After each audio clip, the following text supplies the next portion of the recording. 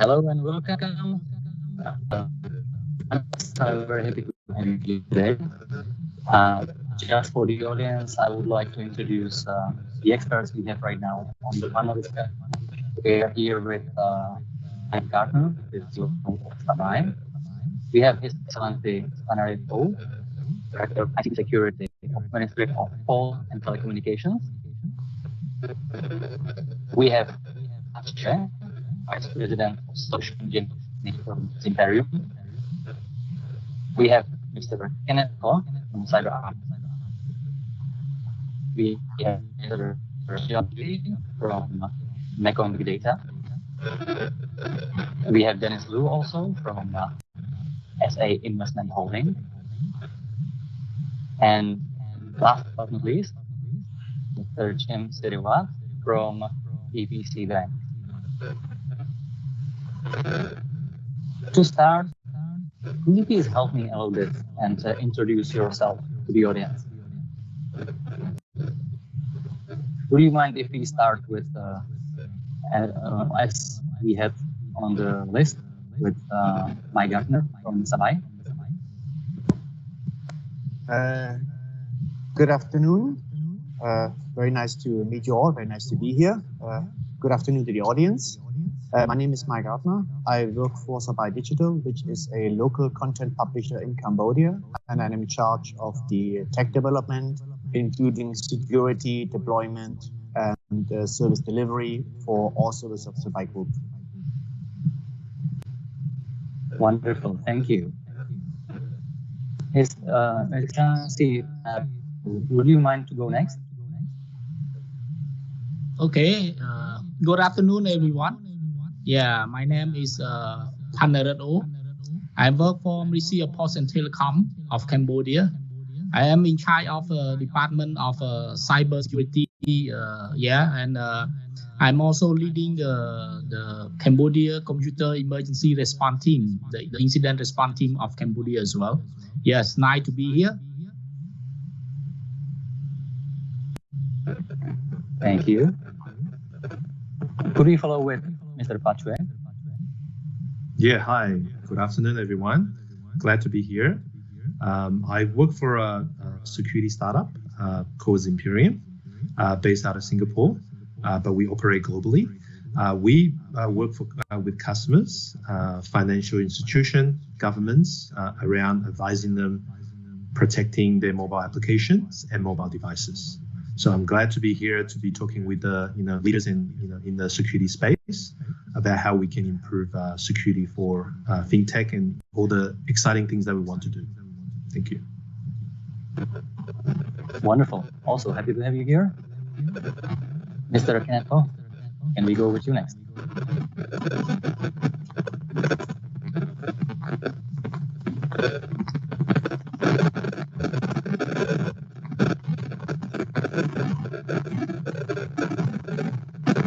Mr. Kenneth, can we go with you as following? I'm not sure if I see you connected. Let's get back to Mr. Kenneth after. I see Oojal Jhutti from Mekong Big Data. Can you please introduce yourself a little bit to the audience?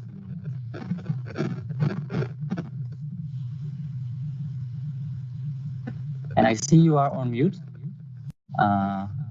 If you can mute yourself and start speaking, please.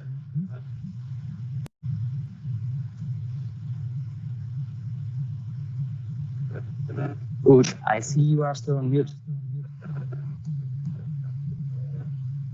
Hello, hello. Rookie error. There we go. Can you hear me now? Yes. This is my better. Sorry. Okay, so good afternoon, everybody. My name is Oojal Jhutti. I am managing partner for technology at Mekong Big Data. We are the country's provider of big data consultancy services, as well as the managing partner for technology at DataU, where we recruit, train, and deploy leading local talent into data-related roles, both locally and internationally. Wonderful. Thank you. Mr. Dennis, can you please tell us something about you and what you are doing? Sure. Okay, I'm from the SA Investment Holding. We basically provide the whole suite of cybersecurity solutions, from the red team's services for penetration and vulnerability test to the privilege access management across the infrastructure and applications. We also provide the backend mobile security, together work with Zimperium to provide the solution set, provide the last mile of protections for mobility on the customer's aspects. We also provide the kind of phishing, right, anti-phishing software to help customers to ensure that from the media aspects of business we are being protected. So we are happy. I'm happy to be here today to as a panel of speakers to share our experience together. In fact, we've done in the industry for more than 20 years. Yeah, thank you. Wonderful. Thank you, Dennis. We have Mr. Siriwat over here from PPCB. Can you please tell us a little bit about you?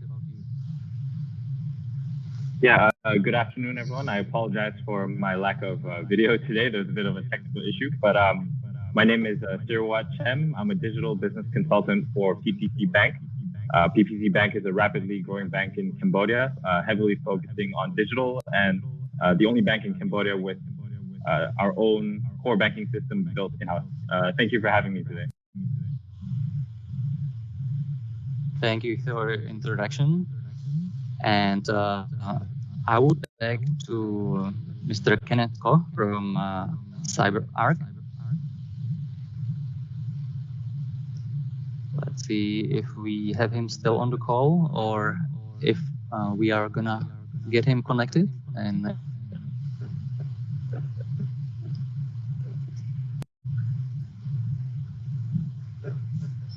so we are still waiting for Kenneth Koh from CyberArk, getting him connected, and in the meantime, we will continue with the topic while he's joining us. So, as we all know, during the COVID-19, all the world went to lockdown, and while locking down, people went online and they started to share their lives and go digital.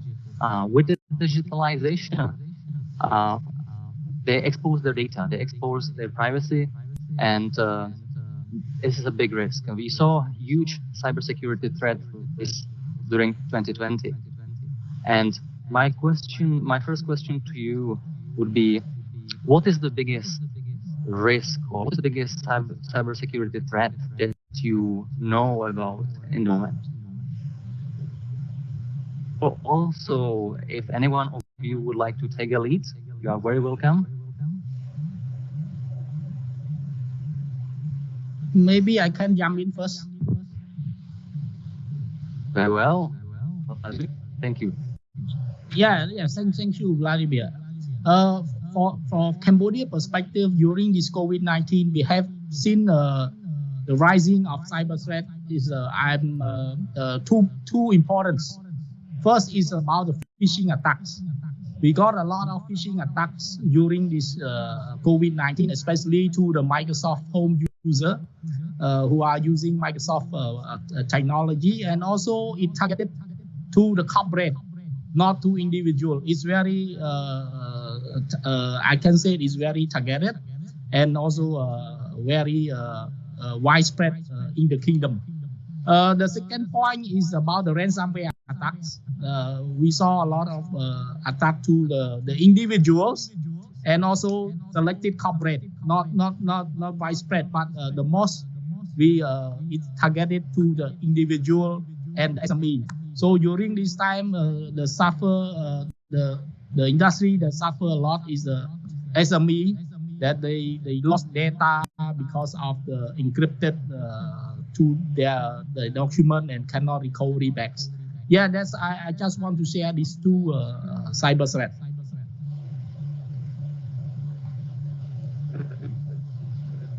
I think the ransomware seems to be a big. But I would like to get first to the first answer you mentioned about corporations and individuals facing attacks on the Microsoft system. Do you think it is, or it could be related to quite a high piracy of the system, or it's like the vulnerability of these systems by themselves?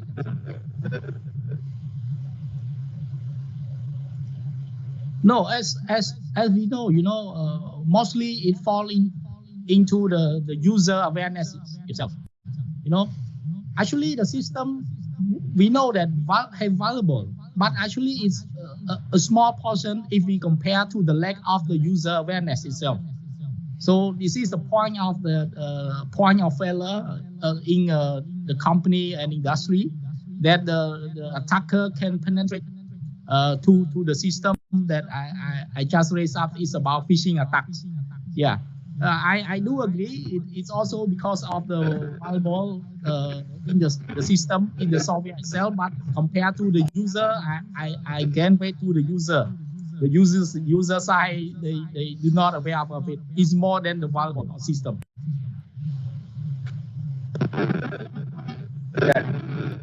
Probably. If I can just jump in and build on some of those points. Yes, so I completely agree. I mean, you can have the most robust hardware, you can have the most robust software, protocols, infrastructure in place, but without proper wetware protection, that's the human element, without properly accounting for the humans that are part of that network and that ecosystem, you're always going to have vulnerabilities. And so one thing we found is more and more pervasive both in the corporate and in the SME sector is a lack of understanding and training of some of the more basic core concepts that will help protect systems. Because when you look at wetware exploitation, it's typically things like exploiting a person's trust. This is where phishing kind of attacks happen. It's exploiting a person's kind of regular and predictable behaviors, right? It's exploiting their lack of sticking to security protocols. So the humans invariably become the weakest chain in the link, and it's a thing that organizations cannot afford not to take into account and not to invest in. So investing in your people is actually one of the biggest and most impact-driven ROI things you can do for security in the future moving forward. Yeah, probably let me chip in a little bit, because if you realize during this pandemic of COVID-19, a lot of our staff basically work from home, right? Which is never happened before in history, right?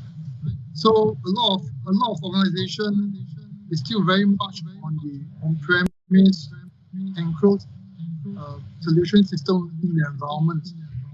So when this pandemic kicks in, we realize that there's a lot of gaps in between, right? From the endpoint protections, from email, from even network and VPNs. We realize there's a lot of gaps that we need to fill. So I think this pandemic basically changed our mindset, right? What will happen, right? Even today, good news, right? I mean, yesterday some vaccine was shipped. So it will be a better year for next year, but will it become the full norm again? Full normal that everybody back to office to work? So it's very unlikely. So I think whatever solutions that we're proposing as a security, we really need to look into the endpoint or even on the mobile applications that we are holding day to day, like our mobile, always our functionality for that, but nobody pay attention of it. And I think with this pandemic itself, give us an awareness and alert, right? Where especially when nobody's in the office or when half of the strength is out of office, how do you manage all those devices, which is sometimes don't even belong to your operation. There's no action, there's no endpoint protections. So there is a good thought to all the organization, the leaders out there, right? To have a thought. How do we really help in terms of security protections after or even now on this pandemic. So this is something that we need to think about very strongly.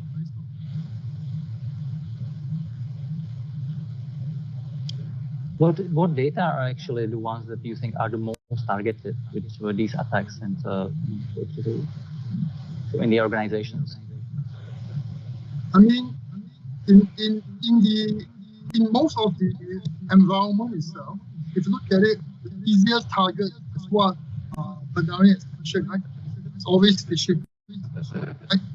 Next thing you realize is that it's on our mobile.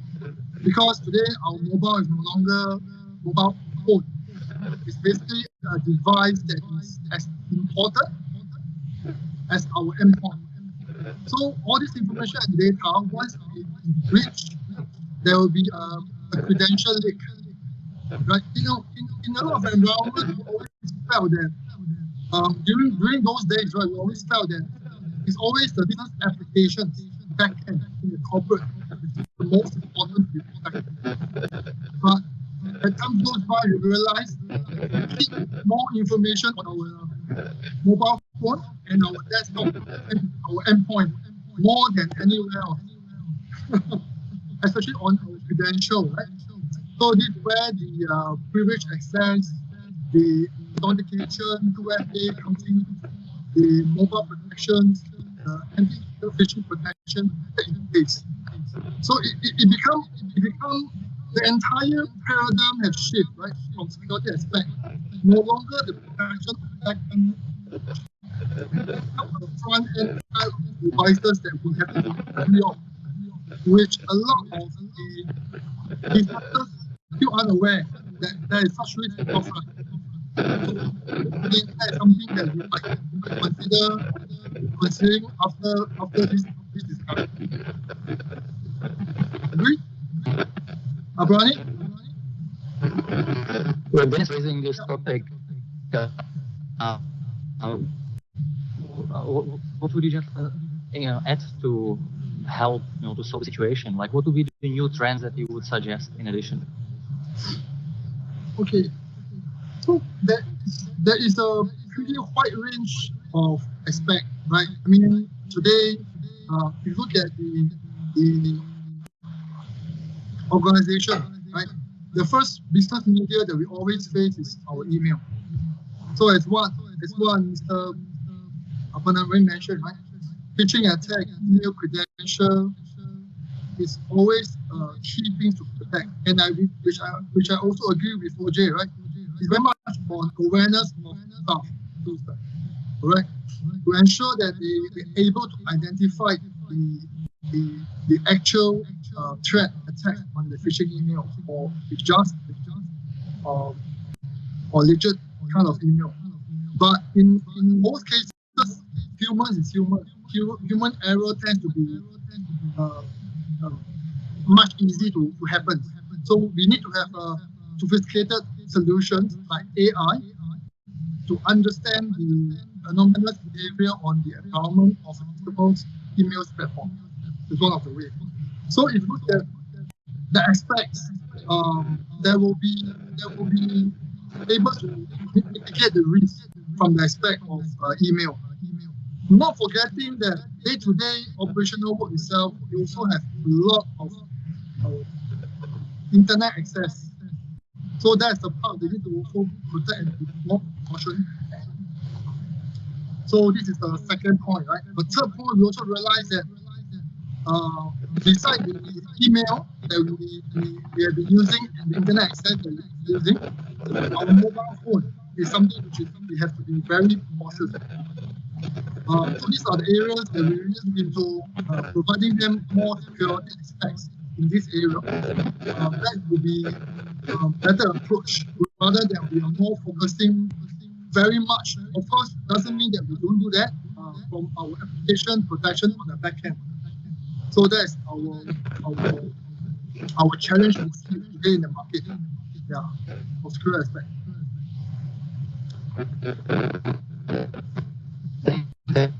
So if I can just add to that, I think I think I sit somewhere kind of in between both of those worlds. And so, on the one hand, as if I have my Mekong big data hat, I know that AI and large data crunching is really to help highlight possible threats or highlight possible anomalies and problems before they become problems. Definitely kind of high-tech solutions that can be developed. They take time, they take large amounts of training data, and so it's an investment that organizations or software developers have to make. Now, on the other side, I put on my data you had, which is a training organization. What I realized is actually some very low-hanging fruit we can attack, so very low-tech solutions. So the low-tech solutions are about creating organizational behavioral changes. So if you can create reasons within the organization for your people to start actively flagging what could be suspicious email, actively flagging what could be suspicious activity through gamification or other processes or internal rewards, then you start to create a culture where your key individuals massively amplifies your detection efforts. So instead of it being a single point of inspection via AI, you have this network effect of your entire organization who's constantly applying a much more sophisticated neural network to the problem of identifying potential threats. And so I think organizational, systematic, wholesale behavioral change is a much quicker and a much cheaper starting point for organizations to start in changing their companies and their organizations' attitudes towards security. So I think it's really worth pointing out that people can learn much faster than you can train an AI engine. And so with a few sessions and a few kind of frameworks and guidelines on best practices, you'll be surprised that in a very short period. Yes, I would like to add to Ooj's point. So Ooj mentioned. Yes, please. Yes, Ooj mentioned about the low tech solutions, low hanging fruit. I strongly agree with this, mainly because aside from the concepts that have been mentioned before are all correct. About wetware and phishing and the typical fraud that happen in the local context of Cambodia, we can see that digital adoption is extremely high. It's at a very fast pace because of several factors. Cambodia has a very young population with 2/3 of our population under the age of 30. There's a very high smartphone penetration rate and mobile internet usage, meaning that there's a very young population with easily accessible internet and mobile devices, which means that we are extremely connected. So this does mean that in terms of convenience, user friendliness for whether it be e-commerce or financial transactions, it is quite convenient here compared to other countries outside of Cambodia from personal experience. But of course, the trade-off comes with security. But I do believe that in Cambodia, there's a kind of very complex notion behind cybersecurity that you need to have an IT background in order to kind of follow through with cybersecurity practice, but actually you don't. More importantly would be from the non-IT side. So simply, verifying your details, getting suspicious emails from the outside. These are the kind of, general public awareness and raising that we need about cybersecurity, not just the very advanced and high-tech solutions. Yeah, very good point, and I think this is a great topic to set on a little bit longer. Most of the citizens will not be aware actually about these cybersecurity investment, and we still have these concerns, and like they are gonna be victims of frauds more maybe even than the companies. What can we actually do to protect them better? Actually, I'd like to add a little bit. Take that question, Vladimir. Yes, please. Yeah. So I think great conversation so far, and obviously coming from a a mobile, I guess, specific angle, right? I'd like to sort of second Mr. Siriwat's comment, right? So I think we should start looking at from the visibility standpoint, right? So today, when we work with many organizations, right, whether they're FinTech, they're government, they all have an app, right? Maybe more than one app. And a lot of those apps are not instrumented or designed with the security in mind, right? So the thinking is really about, hey, I need to protect my application, protect my communication, right? And then let me just throw it over to the user's device, and they will be and hope for the best. So I think that as the sophistication have evolved, right, over time, we are seeing that a lot of the cyber criminal are taking advantage of the weakness of human, right? So like as Oojal have mentioned, right? When was the last time you or the consumer of your application updated or upgraded their operating system, right? Because they're vulnerable, they're outdated, and they are easily exploited, right? Taking the phishing example to the next level, right?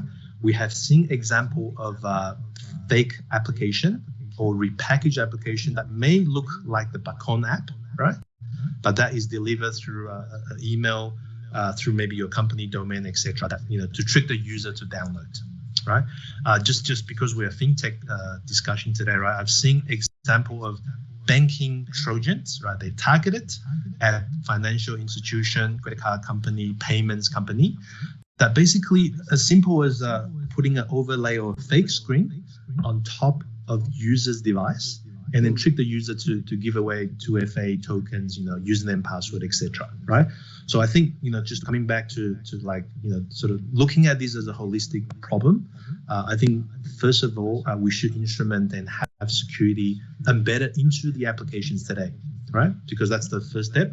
Without these telemetry, it's very difficult for the organization, like, you know, from training perspective, where do we train? Where do we focus on, right? From the incident response perspective, how are we going to focus our energy, right? From the fraud investigation perspective, some of our customers are telling us, right? I really need to know the risk profile of the device because I have no control of those devices, right? So I think it's a combination of these, I think, overlay on top of the practices that many of the presenter have talked about, right? So I think as a proposed solution is that, hey, you know, instrument your application, provide security telemetry so that the team can actually work on and act on. So just like my perspective.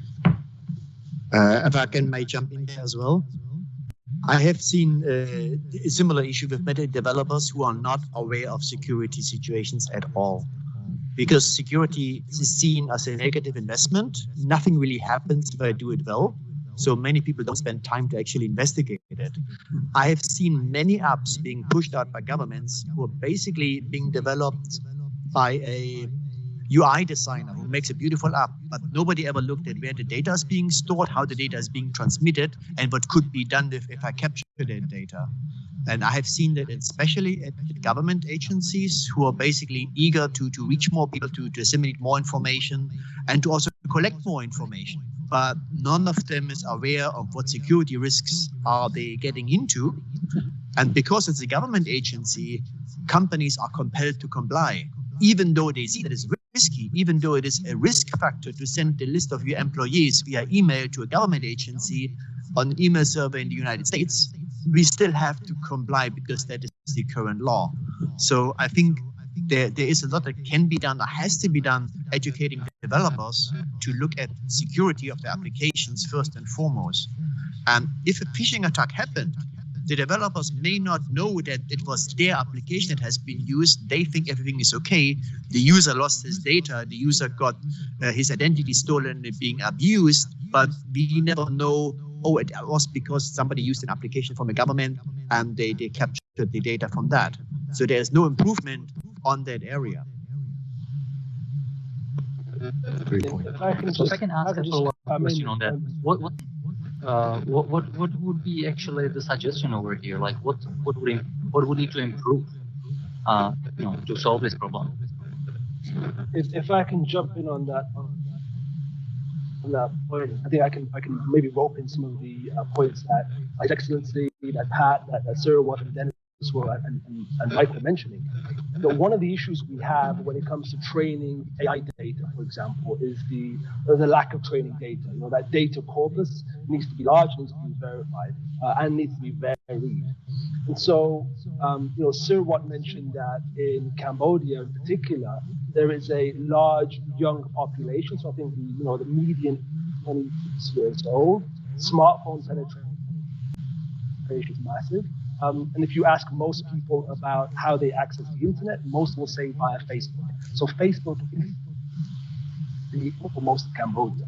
And so that creates a really interesting opportunity. And so at Mekong Big Data and at DataU, what we do is a lot of work with chatbot technology. And so a really interesting thing we could start to do is build rather simple technology which uses a chatbot and allows anybody to take a screenshot of their email which they suspect as being a fake email, send it to a chatbot. The chatbot can then send that image to a backend service to analyze it and then start asking them a number of questions. Those questions could be, okay, could you now send us the email address this came from? Where did you, whatever questions you might want to ask to gather more information, you now create a kind of a community-led response to the security problem.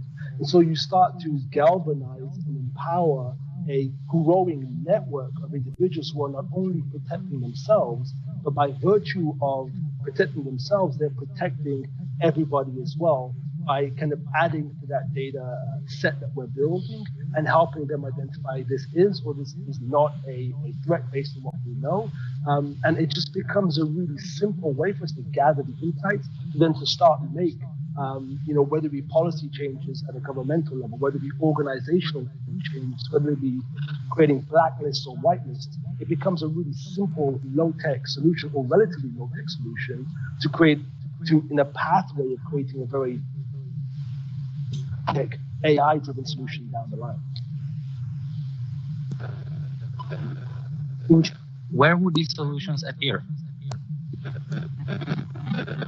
So, how do we get this solution in a mainstream? Really easily, right? And so, what in essence takes is it takes someone to build the app, right? So the Facebook chatbot, we could build that in a relatively short, a very short period of time. Then all it comes down to is galvanizing community support. So it's essentially advertising, right? And so if there was a consortium of individuals or organizations or governments, we could very easily and very quickly put into, let's say, a Facebook advertising pool, in which we can start to target very specifically using, very highly detailed and highly targetable Facebook audiences, the most at-risk kind of population. So we can go back, like Pat's example, and look at, people and communities that have typically been most hit by phishing attacks, let's say, for example. So now we can start to target these Facebook ads for this Facebook chatbot service to those most at-risk communities. And so we can start from there. And from there, you can build in gamification, you can build in other mechanics that start encouraging people to self-propagate the message and self-propagate that app and that technology. And so building it is very simple. We could build it. I'm sure anybody is kind of come. So building the app is simple. Putting it out to the marketplace is simple. All it takes is kind of consolidated consensus and a small amount of capital to pay for the Facebook advertising. So perhaps, Your Excellency, it's a conversation we can have at a kind of a broader level to see if we can start to implement, some kind of societal impact projects to really drive awareness and to drive insight and to capture at a kind of a team level. Yeah, I continue to follow up on that. As a government stand, we will design a holistic approach for both governments and private sector together on the cybersecurity issue. Like example, security by design or data protection, data localization, and cross-border data flow mechanism. All of that will be put into together to become a big picture like we are designing right now. For your information, we are currently drafting a cybersecurity law that will mandatory as compliant regime for both CII, is critical information infrastructure operators, and also digital service providers. So in that case, everyone will move on the same framework, and we will have a holistic approach for both application, system, hardware, and also the process of your organizations. That just food for thought. That it can be a long-term solution, but will be holistic. Everyone will be together. Yeah, and Vlad. Thank you. We have 10 minutes left, so if you don't mind, I will move a little bit from this topic, because I mean it's very broad topic. It's very interesting. I would love myself to keep talking about it for a day. Unfortunately, we don't have this luxury today. I would like to develop a little bit on what we just heard from His Excellency Phannarith. Security by design. Mike, I know that there is some bounty programs, for example, from companies like Google and Apple for white hat hackers to actually go and try to hack the applications. Does your organization do something like that? Have you considered that? And if yes or no, why? Yes, we are doing this. So one thing for us, it's very critical. We have realized early on that hacking our content, and especially hacking our games, is a business. There are people out there who make it their job to hack us so they can sell that hack to other people and make money. So realizing that actually this follows a business cycle, we also basically said, yes, of course, we need to have our own approach to convince the hackers or the buyers of that hack to work with us to eliminate the issue and to capture the errors and capture the vulnerabilities that we have. So we have, since we started, I think in 2010, implemented a bounty program where we basically reward players for coming forward and showing us how people can hack our game. That has basically made our content so much better and has helped us over the years quite a lot to basically eliminate a lot of process errors. Yeah, our thinking goes wrong. I cannot. There's a lot of noise, so it's very noisy. So I cannot stress the ingenuity of people when they want something, how much effort they go through to actually hack your system if you want something. And especially if you have young kids who like to get ahead in your game, or you basically have an edge, they spend hours and hours and hours, days and weeks to find solutions of how to get ahead. And that drives home to us quite importantly the point that cybersecurity is something you have to basically start in your thinking process. You can't simply assume that it will be safe. You always have an issue that people will try to hack you. Yeah, spot on. Thank you, Mike. So no, go ahead, Mike. Yes, but would you like to go ahead? Yeah, so I'd like to just add on Mike. So from the Zimperium perspective, we actually work very closely with Apple, Google, and the ecosystem. In fact, our security researchers reports bugs, right, to Apple and Google, like in the last 12, 24 months. And obviously, there is a different market out there, right? There's the white hat, as you rightly pointed out, right? That there is a market for reporting bugs and fixing it. There's also obviously the dark side, right, of the whole equation.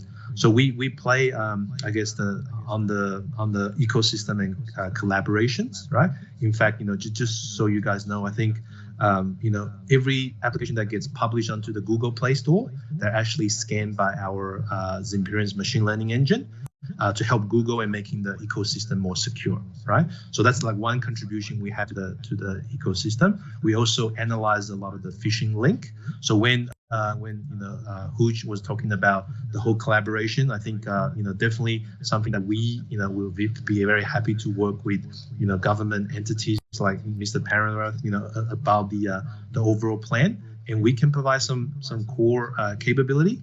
And I think the most important part is adoption, right? Making sure that whatever we build as a solution provider, government entity, the user will actually get benefit out of it, and they don't feel like they're being spied on, right? So I think that's the ultimate thing between security and privacy.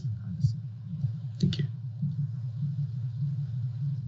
Thank you, Scott. And we were noticed that our time is up. So let me just sum up very fast what we have discussed over here. I would like to thank all of you for the participation in the discussion. I would love to go on. As I said, unfortunately, we don't have this lecture, but what we have discussing and what I've noticed was the biggest issue. A lot of the data privacy issues come from social engineering, which is something that is preventable. To machine learning and complicated solutions. So I heard from you and learned from you that this is actually what the corporations level ransomware can actually become an issue, quite a big one, and it's happening, needs to be sorted out. There are some ways how to prevent this, how to prevent these issues through even machine learning AI solutions, which is a great innovative way. In terms of the phishing, which mentioned, for example, about having simple chatbot that would be verifying the emails and the data that we share, and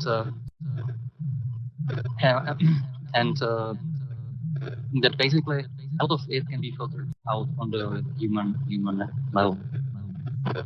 So in terms of the organizations, I would like to actually see more of that happening in the cooperation between companies, and I'm sure that His Excellency Phannarith will be able to also enable that, or help enabling that on the Cambodian level. So again, thank you very much, all of you, for this discussion, and I'm passing back to the studio over here in Phnom Penh. Thank you all. That, in fact, one quick request to His Excellency Phannarith. If there are any subcommittees or panels to help you better inform government policy around cybersecurity, I, for one, would love to get involved in that discussion. I'm sure everybody else in this room would too. And so perhaps after this conversation, we could connect and discuss, sharing further intel and being a part of that dialogue as you look forwards to kind of create Cambodia's, more security-led digital future. I'd love to get involved in that. Absolutely right. Absolutely right. Yeah, I'm happy to bring you on board. No worry. We're looking forward to that. Wonderful.